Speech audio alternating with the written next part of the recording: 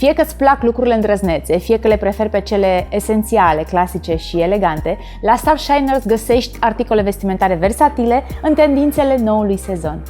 Starshiners will love to dress you!